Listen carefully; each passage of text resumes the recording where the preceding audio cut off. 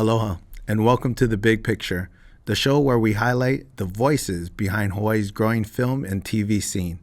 Today, I'm sitting down with filmmaker Fairai Richmond, a writer, director, actor, and producer who's been carving his own path in the industry while carrying on a powerful creative legacy. He's the son of legendary actor Branscombe Richmond, but make no mistake, Fairai's voice and vision are all his own. In this episode, we talk about growing up in the industry, finding purpose through storytelling, and the grind of Hawaii-based filmmaking, and the importance of using your art to uplift your community. Let's get into it. Here's my conversation with Fairai Richmond.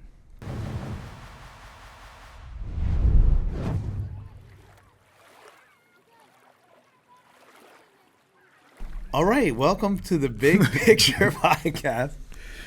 What's up, Fi? What's going on? My good friend, we got in the house today, Fairai Richmond in the house.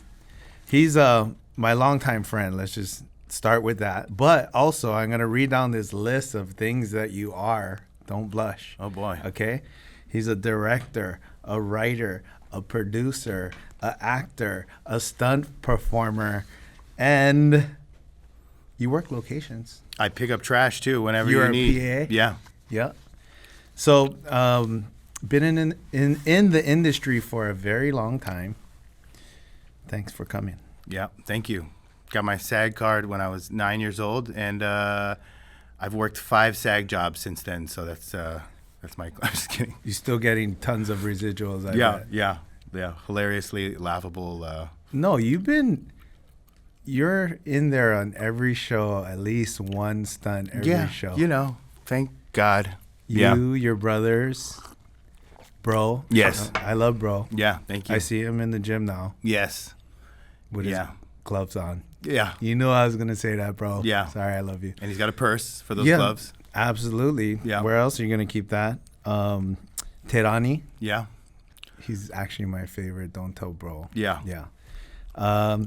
The best looking one too, probably. I know. He stole all the looks and all the color, you know. But having said that, I've seen him jump out of windows in burning buildings. This is true. Yeah. Incredible stunt guy. Yeah. He's insane. Yeah, he's got that in gene. Yeah. He did an 80-foot high descent accelerator on NCIS, something that I would never do. Really? Yeah. Where was that? At the stadium.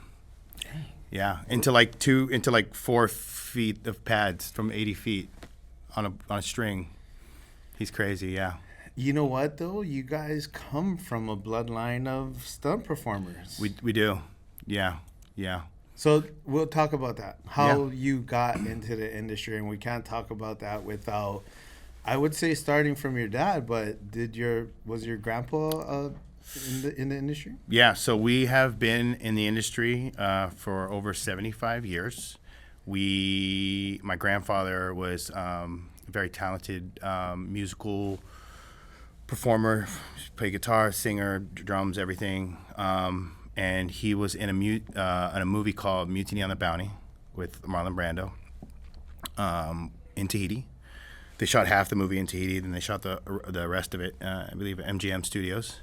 Is your grandpa from Tahiti? From Tahiti, yeah. Oh, okay. Yeah. So was he just so happened there and just so happened to be one of the guys that could do it? You know, he was a gift of gab, and he was talking, and him and Marlon Brando were, you know, drinking buddies, and he wrote a song while he was on set, and Marlon really liked it, and he said, and he really liked him, and he could speak a little English, too. He could speak a little English, a little French, a little Tahitian. So when they brought the movie back to the States, he brought him back with him, and he would help with authenticity, and then they recorded his song for the movie, and that's how Tahitian people got into, they let us in. Wow. Yeah. And that was it. That was it. It was like he was in LA, and he didn't know how to do anything else. He just knew how to sing and dance and stuff. That was during that time, like the 50s and 60s, when like movies had like huge musical numbers and all of that. So he was always singing and dancing and Devil at 4 O'Clock or whatever. I mean, all those movies and like Planet of the Apes, and so Wow. so yeah, he was in it, and my dad knew nothing else, and So your dad, kind of like you, grew up in the industry. yeah, very much so. Yeah, grew up on movie sets, TV sets, and my dad was a very good, but they were also very poor. Just like all of us in the film industry right now. Sorry. I always tell people it's feast or famine. You know, I said this Yeah. on the other podcast too, but it's like one night we're eating steaks and the next day we're like using our EBT to grab, dinner. So It's true. I call it the prime rib Simon diet. Yeah. Yeah. It's either nothing in between. Yeah. But we're blessed. I mean, we're blessed. Super blessed. I'm very grateful. I did want to talk about that. Like, there are pros and cons, and I think a lot of it fits our personalities and lifestyle as far as the job goes. I can't see probably any of us sitting behind a desk and doing an office job. So having said that, we're out in the elements for better or worse, right? We hit some beautiful days, then we hit some really ugly days, and we're like, what are we doing here? But most of the time we're in fresh air, different locations every day. We're exercising, we're labor, some of us, and it fits our lifestyle. Like, I remember growing up, and a lot of times my dad was really, really busy. Like, I had to raise myself, probably like you. A lot of TV dinners, a lot of babysitters, a lot of family. That's how I got my Hanai family. Basically, was I was with them so much. They became my real family. And but on the flip side of that, my dad was not busy, and he was able to come to all my football games. We were able to go surf all the time, and a lot of parents cannot, with normal careers, 9 to 5, 30 years, they miss a lot of things, so. Yeah. I mean, dude, your dad made good enough money to put you through Iolani. That's, you know what I mean? It's major. It's a miracle. Yeah. It's awesome. It's awesome. One of the top schools in the whole world, it's amazing. Yes. Yeah. I'm very lucky. Somehow I made it through that. Very blessed. Love my Iolani fam. But yeah, so how was it for do you relate at all obviously to your dad when it comes to being a child of the industry? Very, very much so. So we were, when I was young, we struggled. You know what I mean? To be an actor has got to be one of the most insane career choices anybody could ever have. My father was a baseball player, and he was really good. What happened was, a quick story. My father was he was handicapped as a child. So from the ages of like 9 to 13, he was in a wheelchair. So he went to like a handicap school, Rhoda Street Elementary, I believe it's called. And so he couldn't walk. And it was tough on him because he was a boy who could walk, and then he couldn't walk because has a bad hip. And then when he was 13, he got his hip worked on. I believe it was a hip replacement. 13 years old. It's crazy, right? It's crazy surgery. He has a huge scar in his leg, and so he became like Forrest Gump. You know what I mean? He became like the blind man who could see all of a sudden. You know what I mean? Yeah. When he was able to get up and finally walk again, he didn't walk. He just ran, and he became this amazing athlete. And he was just living in gratitude, whereas everybody else was taking it for granted. He was just like, not only was he poor, but he just came from being a handicapped kid, so he excelled. And in high school, he threw 2 games, 9 innings, no hitter, and he made it to the cover of the Los Angeles Times twice. He was like a phenomenon. And then, so like right out of high school, the Cardinals ended up like bringing him into like a junior league or whatever it was. I don't really know sports that well, but then when they saw that he wasn't that fast, he got cut. And my dad's whole thing with sports was he just wanted a way out of poverty. Yeah. Because he was so poor with my grandfather. They were like living in cars at some points of their lives, you know, because of this business, because of the ebbs and flows of this business, you know.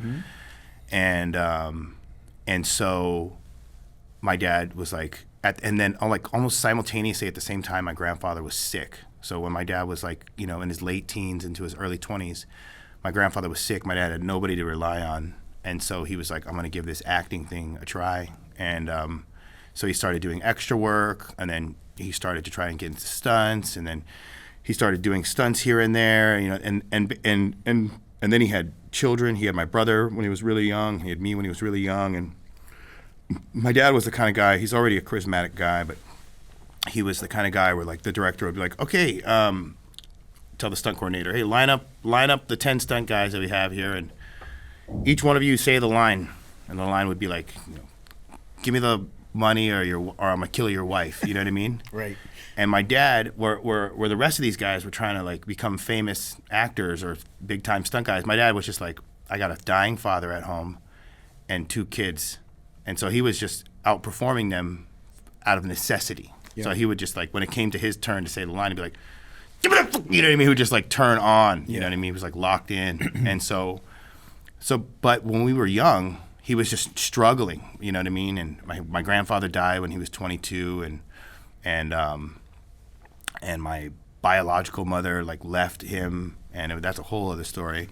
And so he was just like just struggling, and then I watched him just hustle until he found some success. And when his career started to sort of take off, I was still young enough to where I wasn't really into girls or sports at that time. I was like 6 years old, and he got onto Baywatch, and then he got onto all these different shows, and so being a kid, all I wanted to do was be around my father, right? I just wanted to be around my dad. I didn't really care, and so naturally, my dad was always on movie sets and stuff. So I just wherever he was a movie set, and so I just fell in love with movie sets where they go to craft service and they have candy and like, oh, that's Arnold Schwarzenegger right there, or whatever it is, right? You're just like, oh, and then like it seemed like all these people were playing, and they were like playing make believe and building really cool things,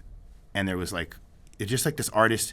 It's like we're like the outcasts from high school, artists, kind of weirdos to some degree, all come together to like and they find their place. Because you have to be insane to work in the movie industry. It's an insane, feat every day, and only a certain type of person is built for that. And so I was hooked when I was a kid. I was already artistic, and I was I've always known that I wanted to be in this business since I was like 7 years old, and so even just being around C-stands and lights and stuff, it just makes me feel that feeling that I felt when I was a child, probably similar to you. It just, I feel very at home in these environments. I mean, I could spot a movie person. Like if I'm at an airport, I can tell, like, oh, that guy definitely works in the movies. You know what I mean? They're just a certain type of breed of dog, and those are my people, and that's what I'll do for the rest of my life, through thick and thin. Yeah, I relate to you on a lot of levels. Same for me. It's like when I actually got when I actually started working on set, because it's been a part of my life, my whole life as well. Grew up on set. Same, I was on set for the first Jurassic Park at the big tree stump, and my dad's legendary craft service, but it was legendary. I had no idea about it. It was just, I had to go with my dad to work because he's a single dad and nobody was watching me at home. So I had to go. It's Beautiful. Not till later on you're like, oh yeah, that was actually pretty cool. But, so compared to your dad, he did it out of necessity, but you were born into it and you knew right away, or you recognized early that, hey, this is what I want to do. Yeah, originally what happened is I would be on set and I'd always like have a notebook in my backpack, and then I would always he would be like, sit here, don't bother anybody. And of course, I'd wander off and be like hanging out with the grips and hanging out with the Teamsters, and sitting in hair and makeup, and just like the crew became my family, and they would all be my like babysitters while I was on set, and so at first I wanted to be an actor, and I would write down all these ideas of like stuff that I wanted to do, and then as I would witness my father on set, I realized like, oh wait, like the actor is not the guy that makes this. Like, I don't want to be the actor. I want to be the person that makes this. It's not enough for me to be the person that is just saying the lines and it's not. I want to negate what actors do. I love actors. Actors are the kings of the business. But no, but you like the orchestra. That was my sensibility. You love it all, yeah. Right? You like putting it together. I do. And so that kind of led you more down to the director path? Well, there was that. And then also, like, my father was very strict on me. So this is kind of a crazy story, but when I was a child, my biological mother, like, left, and then she came back, and then she kidnapped me from my father, who had custody over us. And like it was like a while for my dad to find me. It's a long, crazy story. But anyways, my dad got me back, and when he did get me back, he just like never wanted to lose me again. So he never let me go anywhere. Like, he was just so paranoid over me, like bro, Leohu and Tanani be like, yeah, go over to your friend's house or blah, blah, blah, blah. I mean, not all the time, but he's a very strict father as it is, but he was like kind of double strict on me. And so I never really went over my friends' houses, or never really like went to football games and stuff, and hung out. No kid would ever want to come over my house, because if my dad was there, he was like a workaholic, so he'd like work my friends to like the bone. Like my friend would come over and be like, hey, grab that rake over there and come over here. We're painting the house today. Like, think of things to do, you know what I mean? And just like my friends would be like, I've never worked 12 hours straight in my life, and that was, and my friends still talk about it to this day. But that's awesome. So I was always at home, and so then I was like, well, if you're not gonna let me go anywhere, I'm gonna use this video camera right here, and then I would just make little movies with this video camera, and then from the time I was like 7 to 18, I had like broken like 6 of his cameras, just like doing crazy stuff, like blowing stuff up and dropping it in the pool, and like all this crazy stuff, and that became my best friend, and making movies was just my way of, like, out of necessity. It was just like my way of like coping with being alone all the time, because my brother was like off with his friends or playing sports or with girls or whatever, and so I'd make movies, so much so that I would show up to school like in like 4th grade, 6th grade, 7th grade. I'd be like passing out, because I'd be like making all these movies, and I have like hundreds of like little short films where like it's like my Star Wars toys and my Ninja Turtles and my G.I. Joes, and I'm like and I'm like whispering and stuff, because I was making it at like 4 a.m. in the morning before I had to wake up at like 6 to go to school. Like, it just became my everything. Absolutely. It was my first love, and I mean, I named my daughter, my 3-year-old daughter, I named her Cinema, because it's like my first love, and then my daughter's like my last love in my life, so it's just like, that's a beautiful name. Yeah, man. I love that word too. Yeah.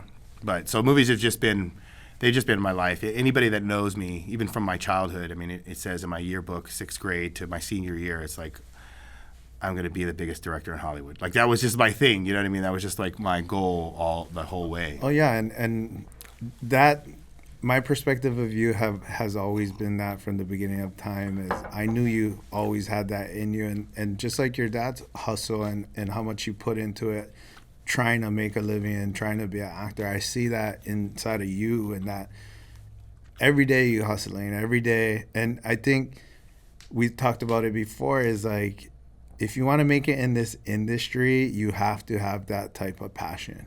You have to have that type of hustle, that type of go-getter attitude, because it's tough, and it's relentless. It's something you have to constantly pursue. Having said that, your dad was providing these cameras that you were breaking. Yeah. Did your dad... They would get less expensive every time, too. Yeah. Did your dad want you to get into this industry? No. Okay. He did everything he could. I thought so. Yeah, he did everything he could to try and keep all of his children out of it, because he knew because he knew the perils and of it. And I would say like my brother was going in a different. My older brother was going in a different direction. My younger brother was going in a different direction. My sister was going in a different direction as well. There was nothing else for me.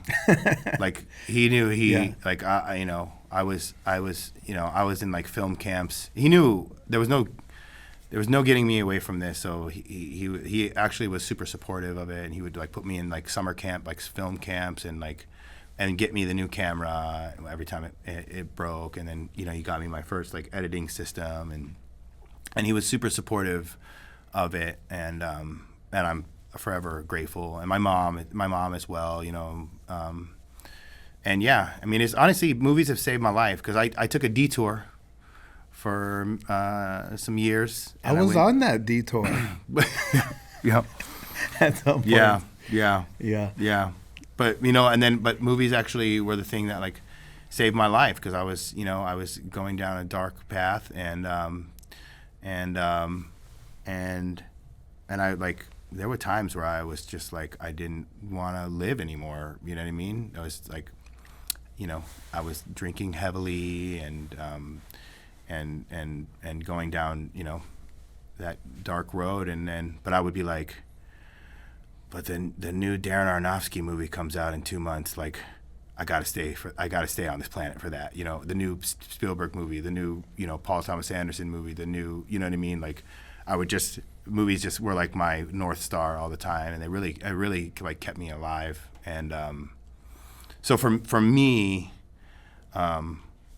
this business is everything to me. It's not like a vacation or like something that I do. It's sort of like the thing that like gets me excited. It's like the thing that gets me excited about life. It's when I wake up in the morning and I'm thinking about a new project that I'm doing, and I'm excited about it. And then at nighttime I sleep easy because I'm so full of like ideas. Even if some of those ideas don't even come to fruition, it has always given me a sense of purpose, and I get more excited about it than anything. You know what I mean? Other than like my wife and my kids. You know what I mean? It's like it's my thing. It's just my thing.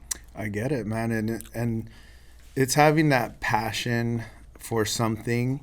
And having that, in a way, it's our identity. I say our because, for me, I feel the same way. It's like I was pretty much born into this. So there's a level of passion and representation, right? Like I feel, for some odd reason, this responsibility to shoulder what someone from Hawaii in the film industry is projecting or projected as. Yeah, so I'm always at work with this extra pride of us doing the job correctly, right, to the best of the abilities that we can. And let me just say this, like, you're like a really great, I don't know, like wax your car or anything, but like you're... No, go ahead, please. Yeah. It's going to be 30 minutes, guys. At least. No, but it's you have been like a really great example of like how we do things here, and I wouldn't say, I mean everybody is, but like on all the shows, so everybody who works in the film industry in Hawaii knows there's like this group of people, and they call them the boys, right? And it's like Brian, Justin Fisher, Chris Putt, and maybe a few others too, and like they're like celebrities on the set, you know what I mean? And you guys are like, you guys really enjoy what you do, you know what I mean? Like Moku and all those guys, you guys are like this little pack that like really like is like this, like the heartbeat of like the day, and you guys are always like having fun, and you're making it light, and you're like, everything you do is like a mission, and that like rubs off on the rest of the set, because everybody's like, well, shit, those guys are working so damn hard. Like, let's all work freaking hard, and it really is like helps to be like the pulse of the set, and the actors love you guys, and the film and the directors and the producer. You guys are always, and you're kind of at the heart of that, and. Man, I appreciate you. And I'm pretty sure like you brought a bunch of guys in with you, even like Ryan Hanneman and all those guys. It's like. you guys are like this great heartbeat. And it's always this thing. Like if I get on set and I see you or some people, I'm like, oh, it's gonna be a good day today. Oh, you yeah. know what I mean? Same thing. Yeah. It's like when see, the fam, right? Yeah. If the fam's there, it can be the shittiest project ever. Yeah. But as long as we're all together, I say that all the time. It's like, don't matter how low budget, as long as I'm with my boys and we can kind of have fun while we do it. Because that's kind of our thing. What we do is not rocket science. Like gripping ain't rocket science, okay? Right. A lot of people can do it. Everybody probably starts as a grip. So me as a career grip is like to think of myself as this highly skilled technician. But really, it's not rocket science. But everybody can do it, but who can do it with style? And that's kind of where we like to come play and have fun with it. It's like everyone can do it, but if you got a little bit of style when you do it, it makes it a lot funner, a lot more comfortable for everybody on set. Yeah. And at the end of the day, we have the experience to kind of back that up, that we do it with style, but we know what we're doing, and we're making things very safe, and we work with everybody. We gel well together. Yeah, and I'll say this. I want to say this. It's like coming from a director standpoint, like even David Kranz, like who's in camera and DIT. Like there's certain people like who they really give a shit. You know what I mean? And for me as a filmmaker, it's like when I see people who really give a shit, then like that's everything to me. You know what I mean? You're so hyper focused about the work, and you do it with a positive attitude.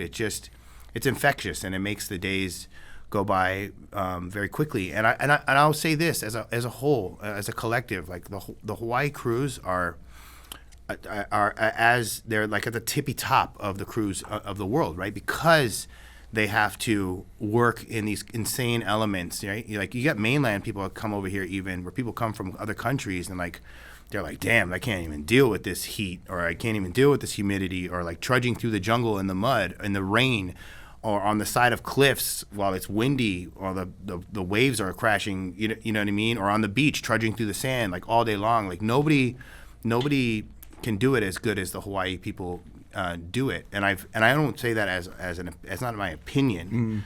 That's like fact, because when I see it on set, the mainland crews are like, oh shit, these guys are fucking no joke. Like, and they're just, for 9 months, they just don't stop. They just keep going because and I think because of the size of the projects that have come here, it's not like they don't come to Hawaii to shoot inside of a house. Right. You know what I mean? You come to Hawaii, you're going to shoot in the jungle, on top of a mountain, in the water, under the water, on the beach, in the rain, in the wind, right? So it's like you see it all the time. It's like the mainland crews are like, oh my gosh, it's raining. Oh yeah. Get under cover. And the Hawaii crews are just like, it's going to go away in 5 minutes, or whatever it is. And they just keep going. And it's like it's no sweat off their back. And then they just show up every day, and you get the aloha spirit along with that. And it's just like this great positive vibe. And honestly, coming from being a Hawaiian from Los Angeles, when I came here, oh man, I actually didn't come here to work. I came here to visit my grandmother during the recession.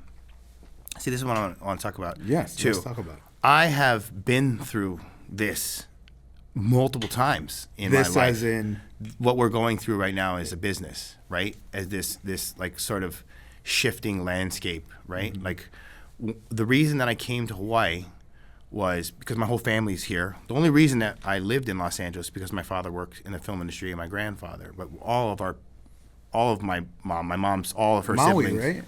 Well, Oahu, Maui, Kauai, everywhere, right? Wow. I'm like pretty much half Hawaiian, half Tahitian. Mm-hmm. So the rest of my family's in Tahiti, but we would come to Hawaii like twice a year, every year, right? So I partially grew up like every 3 months out of the year. For 26 years, I would live, stay with my grandmother here, and then every Christmas I would stay here as well. And then when I was younger, even I would come here with my dad was doing Baywatch and my dad was doing Hawaiian. I would just come and the reason I moved here was because everything was at a standstill during the recession, 2009, 2010 in Los Angeles. Mm-hmm.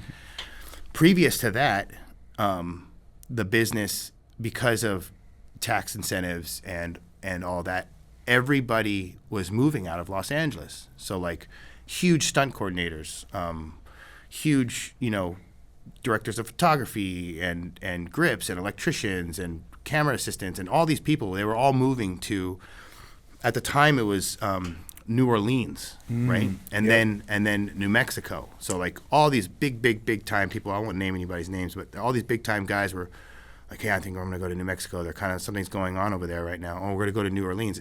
If you remember, like there was a period around like 2004 to like 2009, like 40 to 50%, if not more, of the movies were made in New Orleans. It was like, because go ahead. Because they gave incredible tax everything moved there. Right. So it was like, we love your script.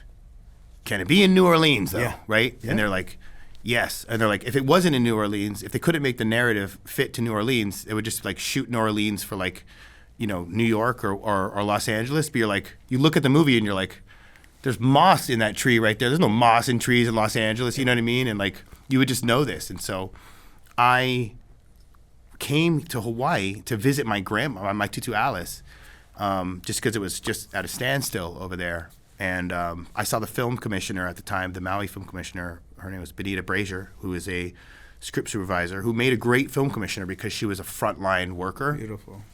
And she did all like all the Keaton and Ivory Wayans movies, like all those like Scary Movie and all that stuff. She's a beautiful woman, and she still is. And she was like, hey, sweetie, you wanna work? And I was like, where? And she's like, oh, there's a TV show, and do you want to work on it? And I'm like, sure, why not? And I started to work, and I remember sitting on set, and I was like, holy crap, this is this like Neverland place that I used to grow up in, and be very sad when I had to leave every time, and just this was Hawaii is a magical place, and then all of a sudden I was like on a movie set, the other love of my life, you know what I mean? Like Hawaii, like I felt like I was coming back to the homeland, and then I'm like, and they're like, and here's a paycheck, and I was like, holy crap, like what an amazing thing. And I'm like, and I was hooked. And then I met all you guys. Yeah. I met like Scotty Listener and Robert Campbell and like that whole crew, and they just Robert Suka, they all like welcomed me with open arms, and I just fell in love. I was in love, and I haven't stopped since. But I have seen this happen, and I want to say this, especially on this podcast, is like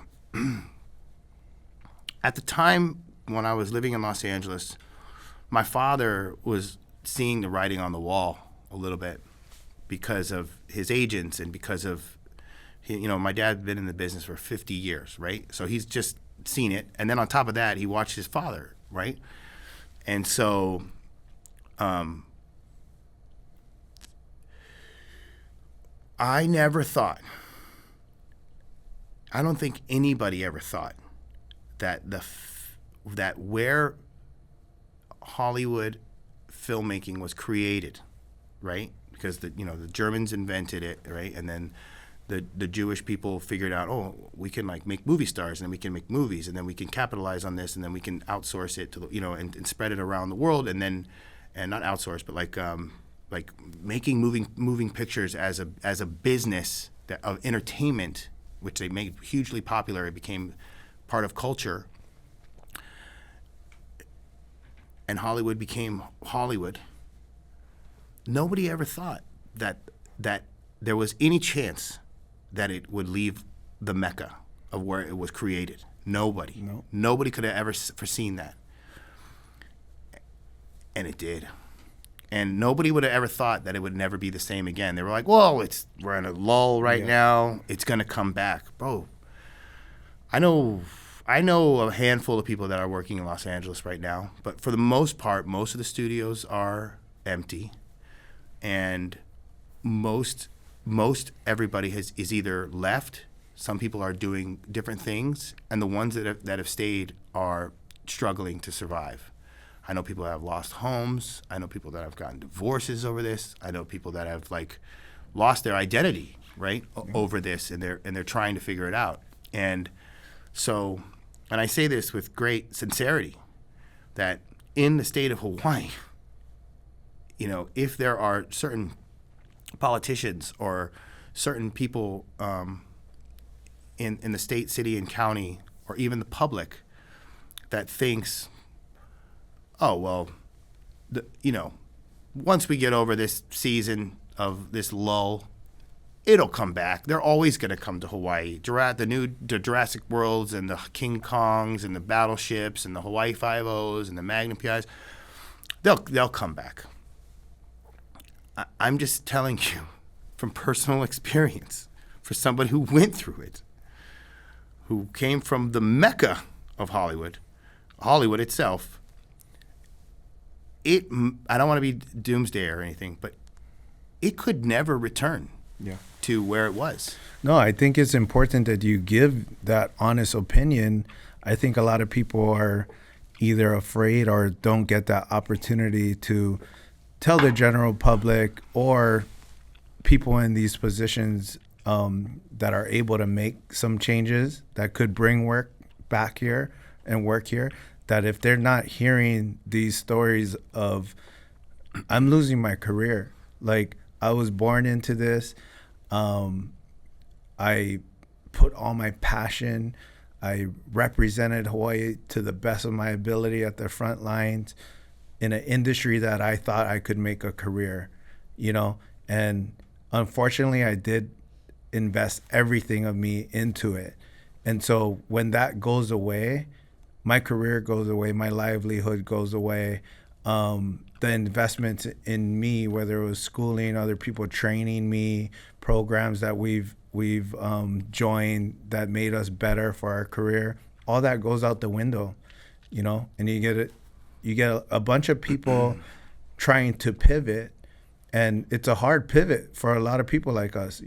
Our industry doesn't really translate to a lot of other jobs very easily. No. I feel like we can adapt well to anything being from our industry, but our skill sets are somewhat particular. Very. There's a lot of art, there's a lot of technical stuff in our industry that is only used for our industry.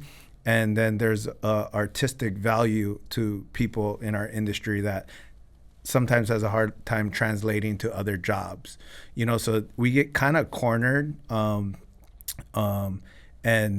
if we don't know how critical this time is for us, it's like that example that you pointed out. We always think that somebody always gonna come Hawaii. Like let's keep our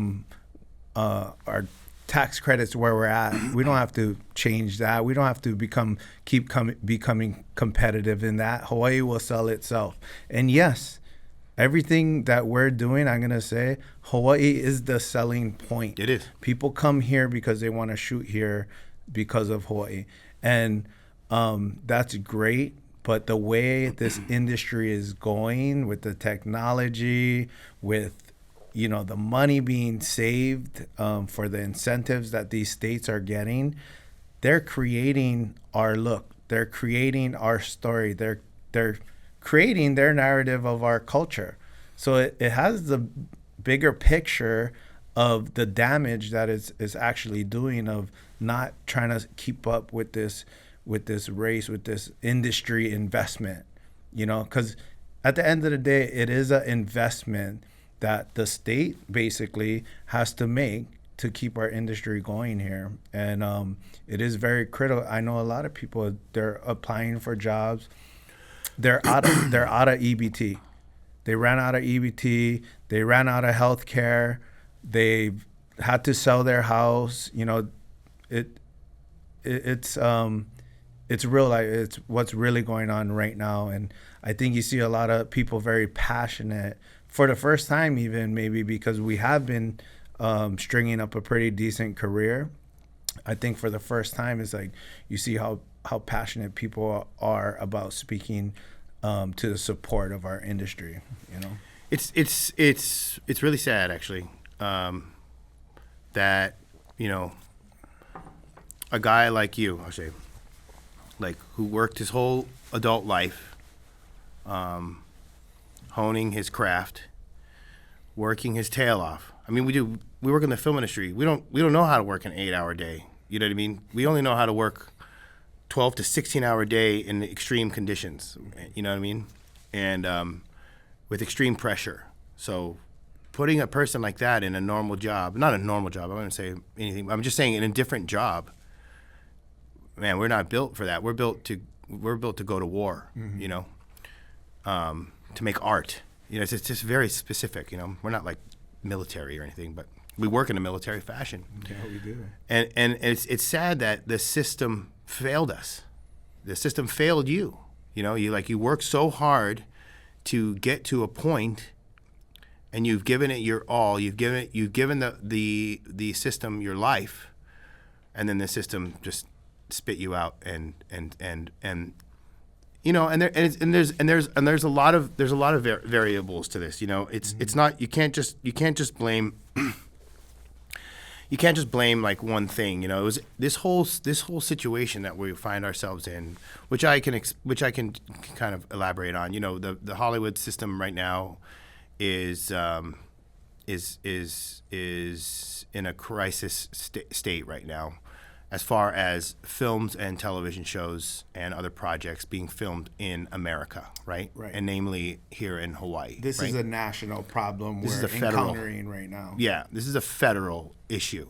And I'll say this much, like, I say this is a federal issue because, you know, like 7% of the American population works for Walmart, right?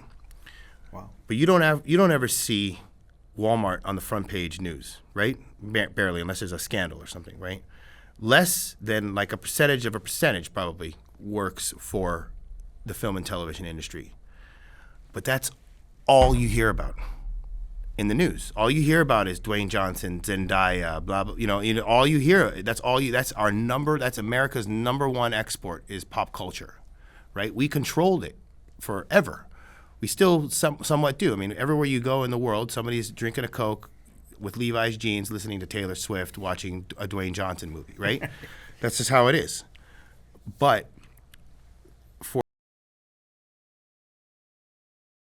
because of tax incentives and because of so many different things, which I can elaborate on as well, films have been moving abroad to different countries like Budapest, New Zealand, Canada, all these other places, and also to other states, right? So what we have essentially been doing for these past years is training other countries on how to build Hollywood films, right? To a point where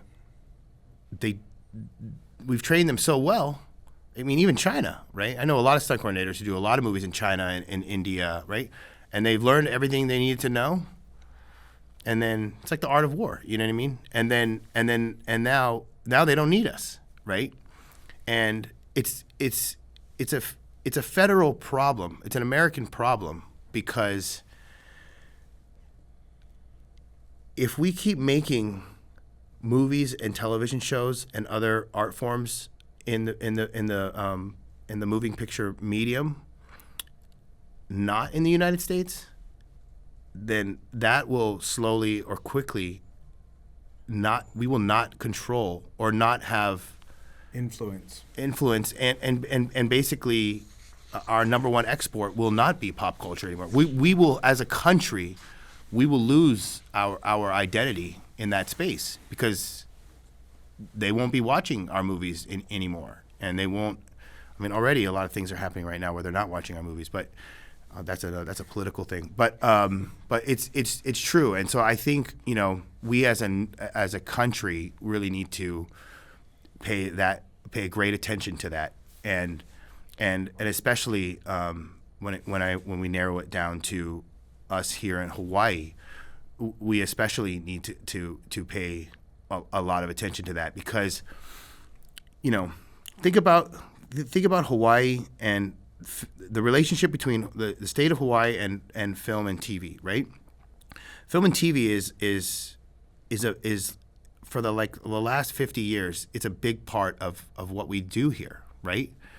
I mean, people go to New Zealand just to see where the hobbits were lived in Lord of the Rings. Right. They only go there for that specific reason. Yeah. They don't give a two shits about the mountain or the ocean over there. They just want to go see where hobbits. People don't go to Kualoa Ranch. I mean, I love Kualoa Ranch. And shout out to Jason Morgan and Doug Sanchez and John, you know, all those guys. But people go to see where Jurassic Park was made, right? Where King Kong and all these shows were made, right? They're not. The majority of the people aren't going there to go look at the mountains, right? As beautiful as they are, and so it's hard to quantify, the impact that has. I mean, if you look at a place like New Mexico, I think they said that their tourism spiked up like 600% because of Breaking Bad, right? Like nobody's going to New Mexico, or not many people. I'm going to get skewed for all these things I'm saying, but there are people that are going in the thousands to New Mexico to see the strip mall where Saul worked and to see the house where Walter White lived, right? Yeah. And that's the same thing with Hawaii. If you look at a place like, let's say, Green Bay, Wisconsin, if you were to take away the Packers, what would people be what would stimulate that economy over there? They have the Packers, so they have something to talk about. There's something going on in their town all the time other than cheese, right? Whereas in Hawaii, even if there's traffic on the road and people are like, "Oh my God, I was in traffic today, Mary, I was in traffic today. Oh, why? Oh, the new Dwayne Johnson movie was filming. You know what I mean? It's like there's just something going on. It's stimulating the economy.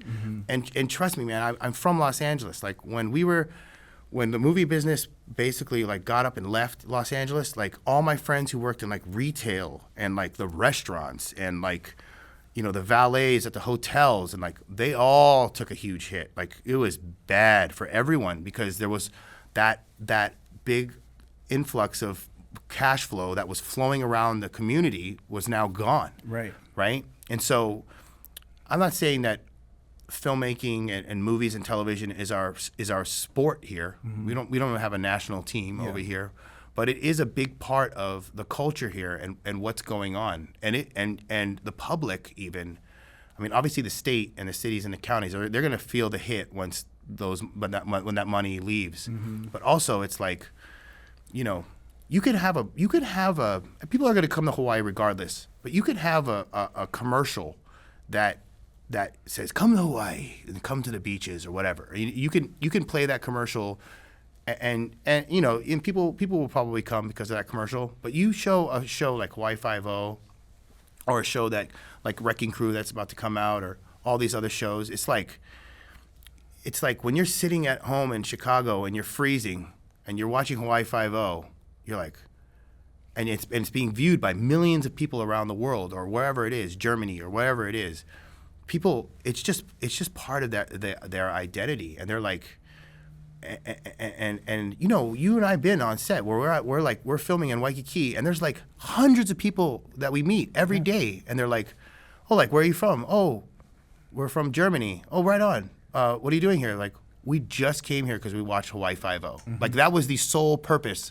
And they're like, we're huge fans of the show. We cannot even believe that we're here. Oh my gosh, that's McGarrett. You know what I mean? Like, oh yeah, yeah. No, it's huge. I mean, firsthand see people who come here strictly for the movies. I just want to, you're telling me basically that Hawaii has an identity in the film industry, and whether you know it or not, it's a big part of our identity, or a bigger part than you think. There is a lot of people who, and could be the general public, maybe even the state or counties, that feel like this industry is just Hollywood, right?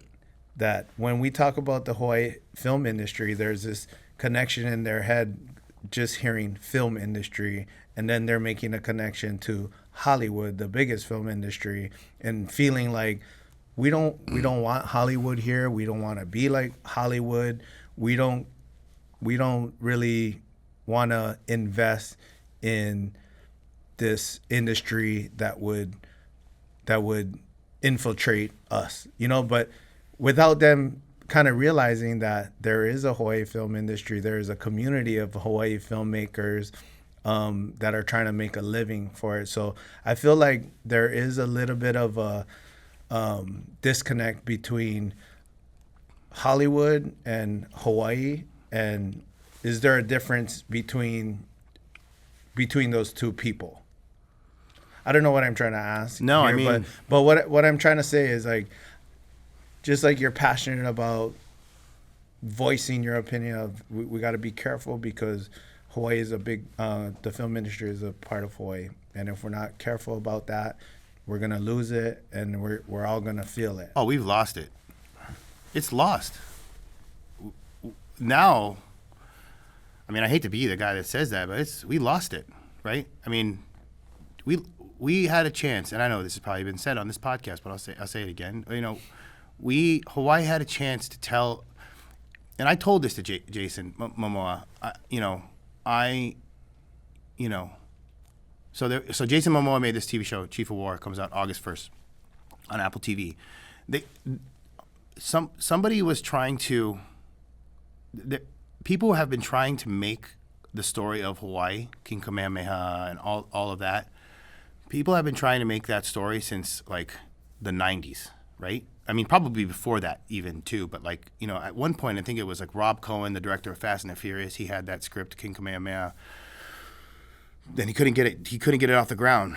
Then finally, we had the biggest movie star in the world, which was a Polynesian person who has roots in Hawaii, Dwayne Johnson. And then he had Robert Zemeckis, and they were going to make it, and then they couldn't get it off the ground. And lo and behold, Jason Momoa comes along, and he risks everything to puts it all on the line and says, Apple, please give us hundreds of millions of dollars to tell the story of Hawaii.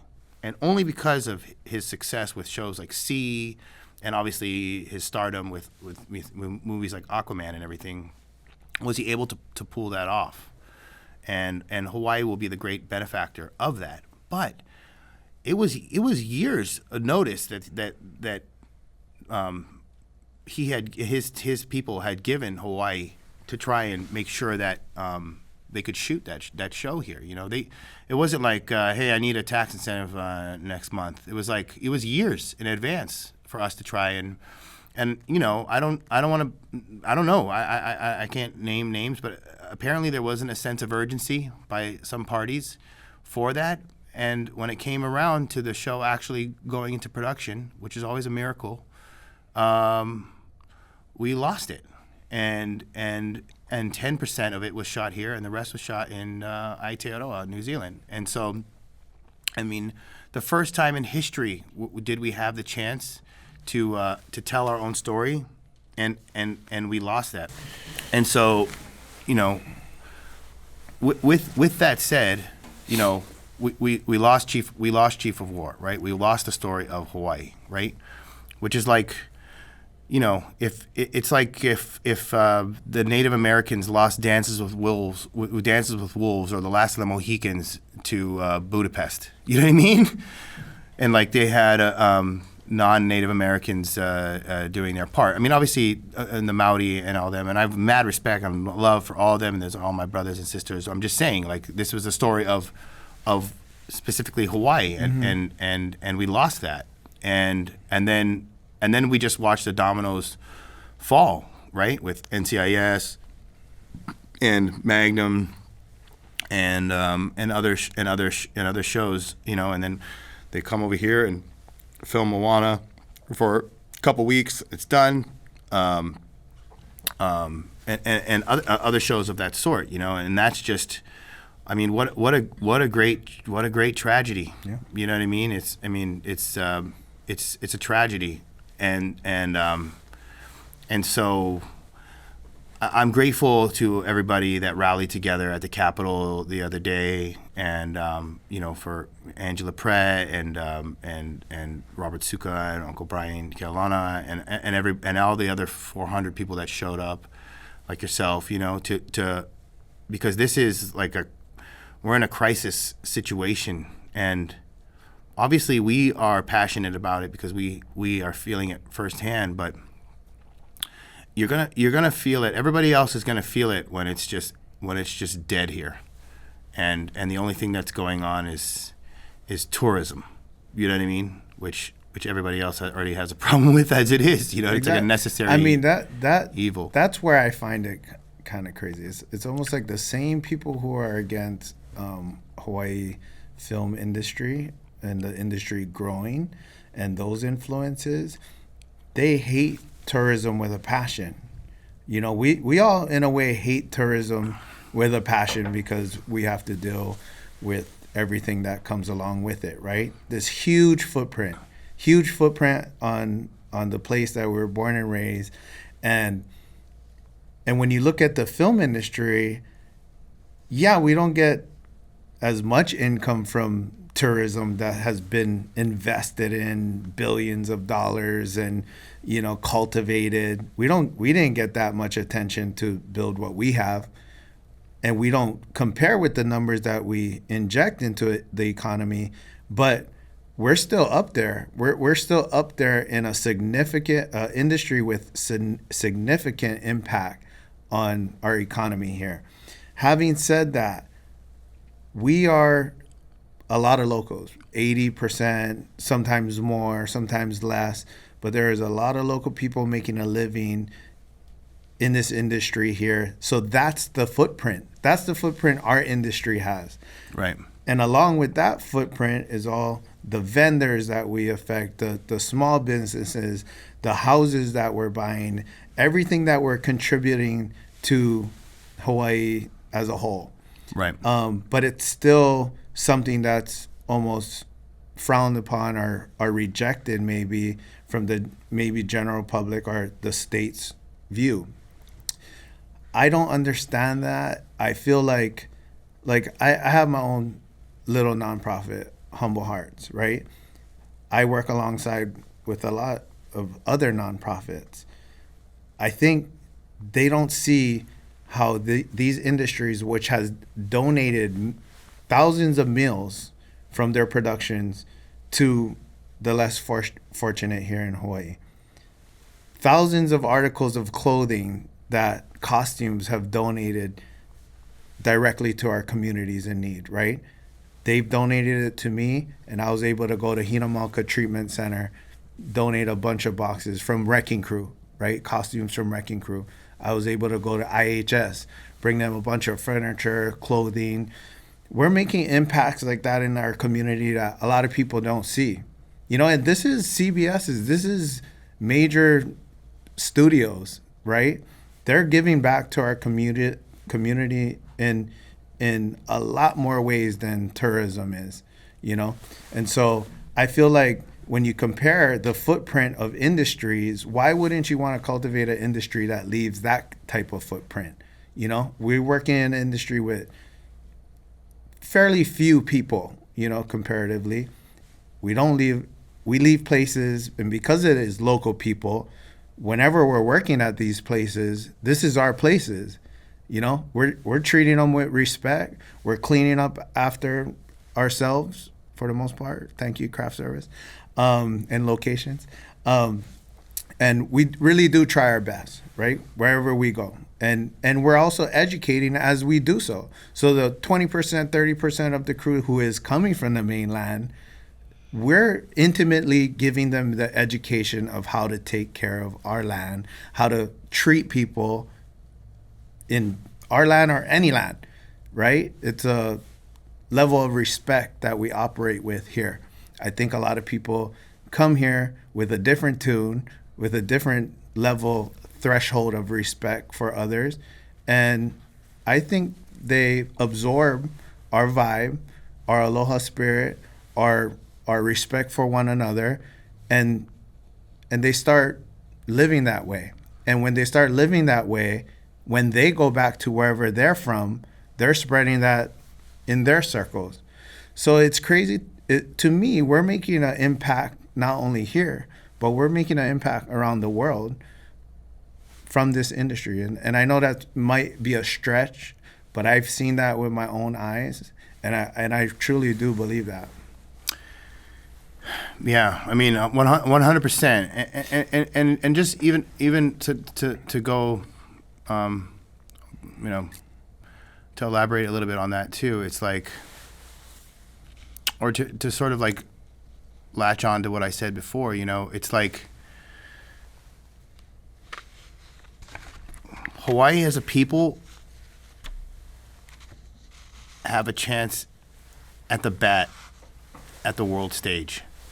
You know what I mean? Movies and television are the most like advanced form of art that exists in the history of humankind, right? It's like, you know, 5 million people can't look at a painting at one time, right? But 5 million people can watch an episode of Hawaii Five-0 at the same time collectively, right? Millions of people, hundreds of millions of people will go out to watch movies on opening weekend, and we've had, you know, Hawaii locals, Native Hawaiian people, their faces have been up on those screens, right? The technicians have had a chance to be a part in making that art that gets broadcast all over the world and has an impact on the entire planet that we live on. Like, and Hawaii's had a huge hand in that on huge productions, right? And that is, and I don't want to negate anybody's jobs or anything, but that's a bigger impact than any hotel worker will have. That's a bigger impact than any hotel will have. I mean, I'll go back to exactly what I was saying before. Nobody's racing to Instagram or social media or YouTube or any of these platforms to go and see what new advancements they've had at the Hyatt in Waikiki or the Grand Wailea in Maui. Like, nobody really cares. You know what I mean? But everybody is racing to see, you know, like let's take for instance, like let's take Minecraft for instance. It's like a cultural phenomenon, that movie right now. Kids are going insane in movie theaters right now, and everybody's racing. My son is just on watching recap videos of kids throwing popcorn in the theaters all across the world, right? And that's the effect that movies and television will have, you know. It's interesting. I remember one time I was working on Hawaii Five-0. It was season 1, and we were at Paradise Park. I don't remember that season. Yeah. And there was this kid. There was a man who ran Treetops, the restaurant, right? That we would do catering in. And I forget the guy's name who owned that place, but he said, "Hey, my son has a friend, and he's a huge Lost fan." And at the time, I was a location manager, so he's like, "You know, is there any way he can come and hang out with you?" And I'm like, "Absolutely." You know what I mean? Of course. Like, I'm a huge Lost fan. You know what I mean? Like, Yeah. Lost is my favorite TV show of all time. Really? You know what I mean? Oh yeah, all time. Wow. I'm a cult fan. And so I understood this kid, and he was like, and so he wanted to go around, and he wanted to meet, or he at least wanted to see, and he was just obsessed with anybody from the show. He was obsessed because in Paradise Park they shot like a lot of Lost there, and you know, we had Daniel Day Kim on the show, and so I said to him, "Well, would you like to meet Daniel Day Kim?" And he was just like, "Really? Like, oh my gosh, like, absolutely, like, is that a possibility?" And I'm like, "Well, we'll see, you know." And so I go up to Priscilla. I'm like, "Hey, Priscilla, can you know, to the owner, and you know, there's this kid, and he's like a huge fan, and you know, can we talk to Daniel?" And so Priscilla went up to Daniel and talked to him, and he's like, "Yeah, you know, fine, absolutely, you know."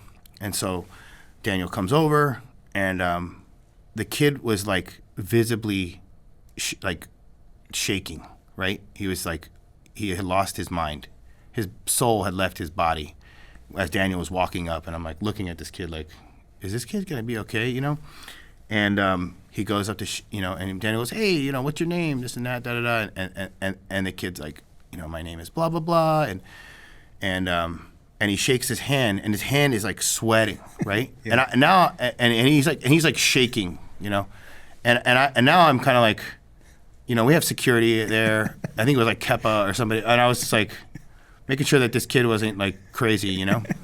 And he's shaking his hand, and then he goes, "I hear you're a big Lost fan." And he goes, I am. and I think he was calling Daniel by his name in the show of Lost, right? Whatever his name was in the show, I forget. And shows how big of a fan I am. And so he goes, I'm the biggest fan. And he goes, oh, really? You know, what do you like about the show? And he goes, I have a Lost tattoo on my arm. And he goes, cool, let's check it out. And he pulls up his sleeve, and he's got like the numbers, the numerology and the numbers, and it's like tattooed on his forearm. Okay. And then he goes, oh, check cool. back security real quick. And he's like, cool. He's like, I have more. And he's like, really? And then he like pulls it on the other side of his arm, and he's like, cool. And he's like, and on this arm, and he starts pulling, and he pulls, and then he takes off his like shirt, right? He has a shirt underneath, and he had all this Lost stuff all over. Me? No. And then he goes, and Daniel looks at me like, what's going on here? You know what I mean? And I'm like, I don't know what's going on here with my eyes, you know? And then he's like, cool, man, that's awesome. And then before Daniel could say anything else, he's like, and more. And he like lifts up his shirt, and he's got the foot, he's got like all this stuff all over, like remember all that symbolism they had in the show? He had like all this stuff, and then he had it on his back. And then he's like, and Daniel's like, oh, that's awesome. And he's like, I have more. And he like pulls up his pants, and he had it on his calf, everywhere. As long as he didn't pull down his pants. Yeah. But you know what? If you ever wonder why sometimes actors or actresses sometimes are hesitant to interact with fans, if you're out and about, if this is besides the point, if they're trying to memorize their lines, tons of dialogue that they have to go do a scene for and perform for, and they're not stopping because you want to take a picture with them. Sometimes people don't understand that this is a huge profession that is very challenging, right? And they got to get into. But besides all that, they might have had an experience like that one. No, and it's true, and so I didn't know any of this going in. The kid didn't tell me he had all these Lost tattoos, so and it was all good. I mean, it was all good, and he had all these tattoos all over his body, and Daniel was like he for that moment, Daniel Day Kim was just like, wow, you know, I'm part of something that had such a big effect on this one person's life, that he chose to sacrifice his entire body to the love of that piece of art that he was so fortunate to be a part of. You know what I mean? And that's exactly what I'm talking about here. Like, what we do is it goes far beyond comprehension. You know, I remember when we did Jurassic World 2, and it was Chris Pratt's birthday, and he got up and he said, and we all sang him happy birthday, and he had his son there, and he said, you know, I know what we do seems like trivial and to some could be meaningless, but to some kids out there, this movie will be their favorite movie ever, and this movie will mean the world to them, and it'll be this piece of art that we're making will like take them out of their reality for 2 hours of the day and be able to like help them with their life, and that's what movies are, and that's what television can do. You know, it can really like be that medicine for life, and really like keep you going, and really give you a little bit of respite in your days, and really bring a lot of meaning to life.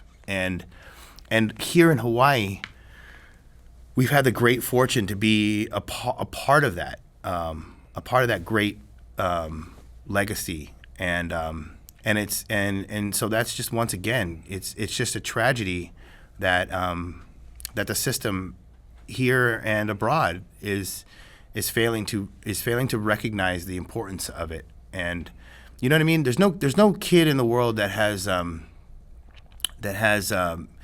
tattoos of the Marriott on his body. You know what I mean? Yeah. There's no kid in this world that has a Walmart tattoo, unless, I don't know, there might be. There might be. Having said that, you personally as a filmmaker, what is your goal? What would you like to accomplish as a filmmaker? Or, you know, seeing a fan like that show affected him so much. It has so much influence over him. You as a filmmaker, what would you like to do with filmmaking? Yeah. So it's interesting. My mentor, a great filmmaker named Brian Spicer, who's all of our friends. Yep. He asked me. I was shadowing him on Magnum PI, and he asked me, "What is your goal in this business?" And I told him, I'm going to make movies until the day I die. And I told him whether I do that at a large studio level or I have to pay for it, I'm just gonna do it no matter what. It's just what I do. And then he said to me something really important. He said, "Well, then you're gonna make it." And I said, "What does that mean?" He goes, "This business is so hard that if you're in this business because you want to be rich or famous, or you have some dream of becoming something great off the backs of this business, you're probably going to give up because this is just not for you. But if you're in it because you love it, then you'll go all the way. And making it will just be the chance to be able to be on set telling a story.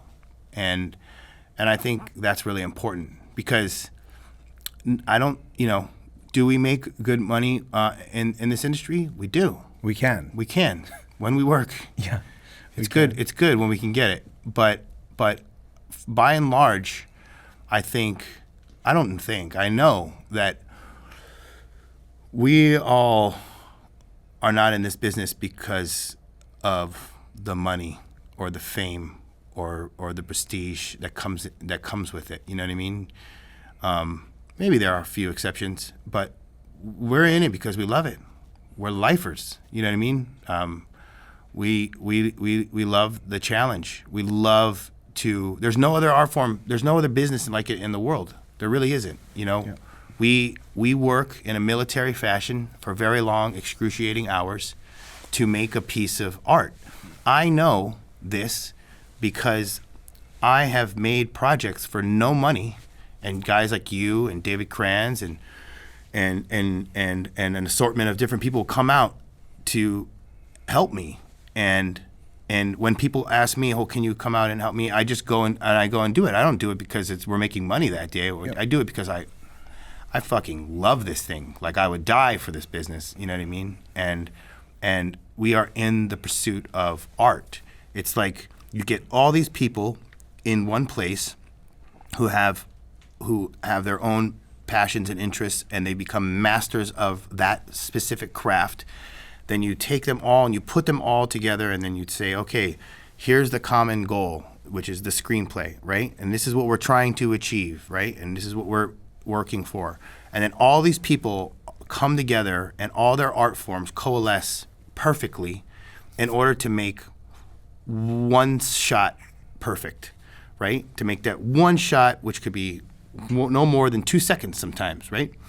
And then we call cut, and then we move on, and then we go into and we all work our asses off to get the next shot in order to get a sequence, or in order to get a scene, and then in order to get a sequence, and then that sequence, multiple sequences become a film, right? And we're all working our butts off to make a piece of art that in turn changes people's lives so much that they get the fucking thing tattooed all over their body. You know what I mean? And having said that, this group of people who passionately do it, you're saying the person who's going to be successful. It's everyone. In this, it's everyone in Hawaii. Yes. They've all done it. Every single crew member here has done free jobs. They all have done it. Like everybody. The ones who plan to make a career in it, you're saying, or what I'm saying is, those people that I see that are somewhat successful and have had a career in it, they have reasons more than money, fame, clout. And I think as maybe one of those people, we can sense if you're in it for that. So if you plan on kind of getting into this industry and you kind of have those intentions of being there for the money, the fame, and anything else, the core group of people can sense that, and they're not blind to the intentions of those. And it just makes it a little bit harder to gel with, support, or actually, fall in, and that's just my opinion. You know what I mean? And we have a real sense of people who are passionate to be in it because they love filmmaking. And then we have a sense for those who are in it for other reasons. So, but I love what you're doing every day, working on stuff, whether it's a YouTube with your son or it's a commercial or a short film. We had a lot of fun. Did you want to talk about any of your projects that you're currently working on, or sure things that you're excited about that are coming out? Yeah. This might be controversial. I was telling your fiance about this earlier. I was like, screw it, whatever. So I'm making a movie here in this next month. We start prepping at the end of this month and shoot next month. It's not a zombie movie. No, it's not. It's a little palate cleanser, a little edgy. It's a story of two addicts that fall in love, based kind of around my wife and I and how we met. But I'm doing it in a different way where it's an equity play. So the crew members down to the cast, to the producers, to everybody, will all own a piece of the project, and we are doing it in a way that I'm self-financing it. So because I don't know any studios are going to finance a story about two addicts falling in love in this climate right now. Yeah. At least this week, maybe next week. Yeah, we'll see. It's still early. No, but it's just all about doing something honest and pure, and I'm and doing it very minimalistic.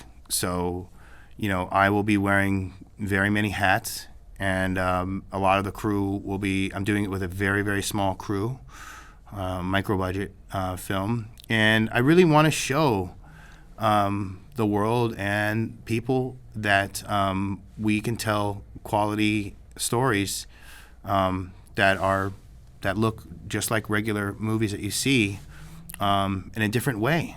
And I, of course, would I love to have, 60 crew members and a base camp and all the bells and whistles? Of course, but right now in this climate, it's very hard to do that and to finance that, especially with, this GE tax, GET 4.71 on payroll, and how expensive everything here is in Hawaii, and all these, there's a plethora of things that it's just very expensive. The tax incentive is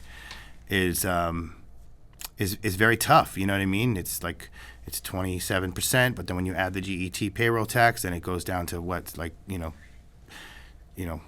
oh no, it's 22%. Then you add the GET payroll tax, it's like 17 something or whatever it is, and it's like, man, it's hard. It's hard, and so I'm making this film in a way that I'm making it out of necessity. I'm sure that I love all the union family, and I love all of the I know all of the presidents of all the unions, and I have mad respect for everybody. I have mad respect for the state. I mean,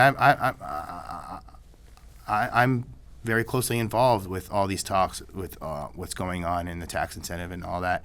But with that said, like I said before to Spicer, I'm still going to make movies no matter what. Yeah. You know what I mean? I've been making movies since I was a child, and it's not because I'm not doing it because I'm trying to get rich. I just have stories inside of me that I want to tell, and hook or by crook, I'm going to tell them. You know what I mean?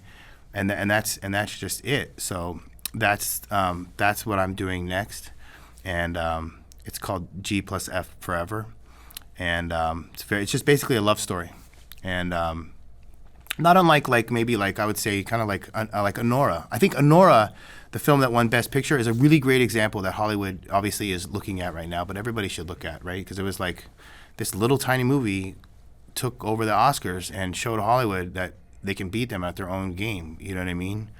And they did spend an incredible amount on marketing. They did. But that came after that he made this, kind of like rule-breaking film. And so, yeah, that's the next thing that I'm doing. And then I have a larger film for later on this year that I hope to bring to Hawaii if I can make that work financially here. But I hate to say this, and this is going to sound terrible, but it's like, these financiers are like, well, this is not looking really good. So like Philippines and Thailand are looking very attractive. You know what I mean? And at the end of the day, I don't have control over these things. You know what I mean? It's like you're either gonna make the movie or I'm pretty much not gonna make the movie. Yeah. You know what I mean? We just lost, I think, Jurassic World to Thailand or Philippines. A franchise that started here, huge franchise, went on to be a huge franchise. They love it here. They still want to come back here to continue that legacy. And we lost it to Thailand. And if we have to go, this is good. I'll end on this point. I am a Hawaiian Tahitian filmmaker, and I made my first movie here in Hawaii. You were the key grip, and it is a sad day when a Hawaiian filmmaker, and Hawaii locals, doesn't want to be racial about it, but it's a sad day when a Hawaiian filmmaker, because of the way that the system is built here, has to go somewhere else to tell his story, right? It's like, I live here. My whole family lives here. But because of the way that things are going right now, I might have to go somewhere else in order to tell my own story. That is just mind-blowing to me. You know what I mean? Yeah. Why is it that we can't have a tax incentive why can't we have like an indigenous native Hawaiian tax incentive that if you're telling cultural stories, right? Like Chief of War or other things, why isn't it that they can't make a different tax incentive that's like, if it's a native indigenous cultural show, let's give them 40% tax incentive so that we can keep those stories here. Don't give them the Jurassic World tax incentive. Don't give them the King Kong tax incentive. Like, keep your stories here. So, and then it would be like, like why can't we have like a show like Dark Winds that's a Native American cop show?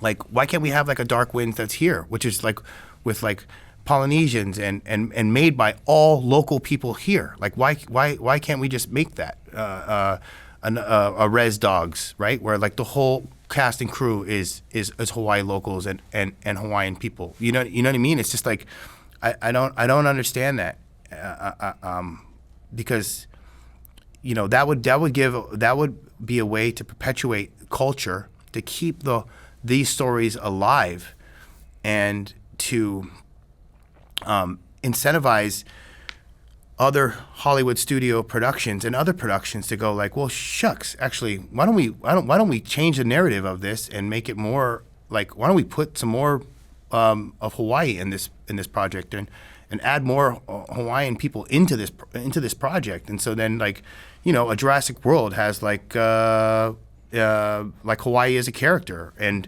Hawaiian people are actually in there, and then all of a sudden you're starting to navigate the system. Right. The incentive would be just that. Hawaii.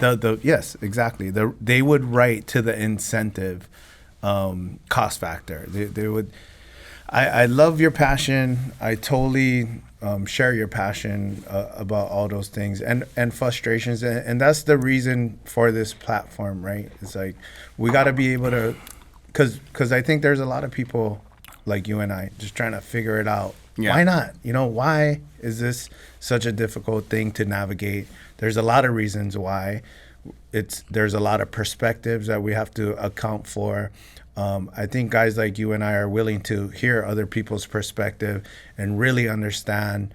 And so I appreciate you coming on. We could talk for hours. You. This is not going to be the only time I have you on. I hope to invite you back. Hopefully maybe after these projects that you are going to make. And let's talk about those things next time. But God bless you. Thank you. Fairai, if you had to give one piece of advice for the upcoming filmmaker, what would it be?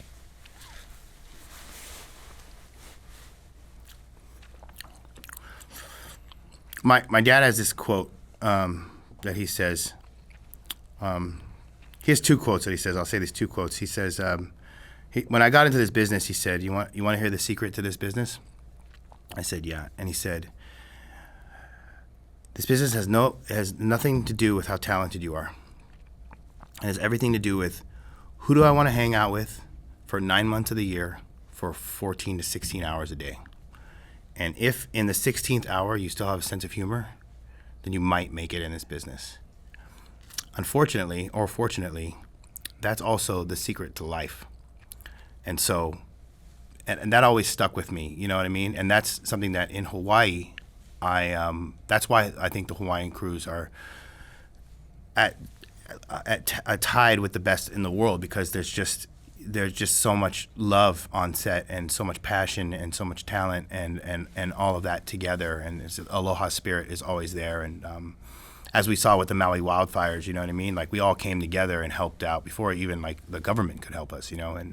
And that's one thing. And then the other thing is this other quote my dad says is timing, chance, persistence, good fortune, talent. It fits in your 5 fingers. And when the timing is right, you got to take a chance on yourself. And if you're persistent, you get good fortune, like gift from above, right? From God or Keakua, whatever you want to believe in, you know? Just like in anything you do, if you just stay persistent at it, all of a sudden things will start to fall into place if you're doing the right things. And with your talent, you'll hold all these 4 elements together, right? But once again, talent always comes last. And I think most people think that because they're talented, they don't got to work hard. They don't got to be persistent. They don't got to take a chance on themselves.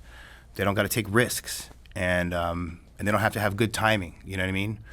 And that's just, you know, your talent comes last always. You know what I mean? If you have talent, that's great. But there's a lot of talented geniuses that are on the streets dying in the gutters. You know what I mean? And so you just gotta take it. And the thing is, you gotta take your chance. And the thing is that the timing is right now. So if you're out there as a filmmaker and you're thinking about doing this, the timing is now for you to take a chance on yourself and just keep going at it forever. Sometimes, like myself, I wanted to make movies for my whole life, and I got a chance to do it at 37 years old, right? And I just will never stop. You know what I mean? And if you can understand that your talent comes last, and you can have humility about that, then you'll go far. And just stay humble and just imua, just keep going. And that's all I got. Incredible, man. Thank you so much for that. Thank you. Thank you for coming here again today. You're fucking awesome, man. I support You're awesome. Anything that you do. Yeah.